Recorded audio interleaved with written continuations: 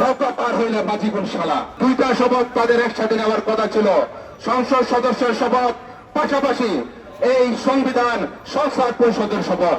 তারা একটি শপথ নিয়েছে, কিন্তু সংবিধান সংস্কার পরিষদের শপথ তারা গ্রহণ করে নাই।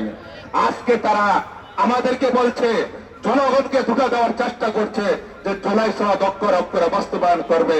এটা সম্পূর্ণ এদেশের মানুষের সাথে গাদ্দারি আর বেইমানি ছাড়ার কিছু নয়। যদি জুলাই সনদ বাস্তবায়ন করতে চান, তাহলে তো গণভোটের রায় এদেশের মানুষ স্পষ্টভাবে উল্লেখ করে দিয়েছে।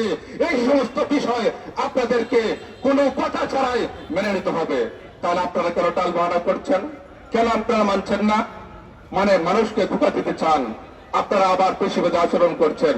আমরা দেখেছি সিলেট বিভাগে এনসিপির জুলাই যোদ্ধাদের উপর যে হামলা হয়েছে, কেন আপনারা ভুলে গেছেন? বিগত 16-17 বছর তো আপনারা রাজপথে আন্দোলন করতে পারেন নাই। পাঞ্জাবের জগতে একটি বিশ্বস্ত নাম, শাবাব এথনিক ওয়্যার। আপনাদের প্রধানমন্ত্রী তারেক রহমান, তিনি বিদেশে ছিলেন, দেশে আসতে পারে নাই। উনি দেশে এসেছেন 2026 সালে 12 ফেব্রুয়ারি নির্বাচন হয়েছে। সে নির্বাচন হওয়ার কথা ছিল না। কেন নির্বাচন হয়েছে? আমরা জানি 2034 সালে আমাদের ছাত্র জনতা জগৎ রাজপথে নেমে আসে।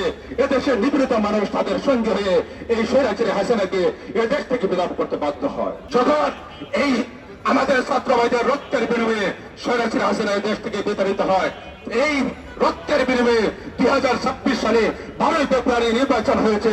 সেই নির্বাচনে তারেক রহমান প্রধানমন্ত্রী হয়েছে, সালাউদ্দিন শাহ আপনি স্বরাষ্ট্রমন্ত্রী হয়েছেন। আজকে তাদের উপরে হাত তোলেন, হ্যাঁ? নৌকা পার হইলে মাঝিগুন শালা। ভুলে গেছেন?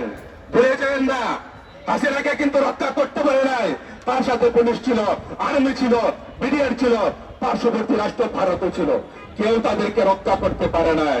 অতএব আপনাদেরকে মনে রাখতে হবে, যদি আপনারা স্বৈরাচার হন, স্বৈরাচারের কি পরিণত হয় সেটা মনে রাখেন।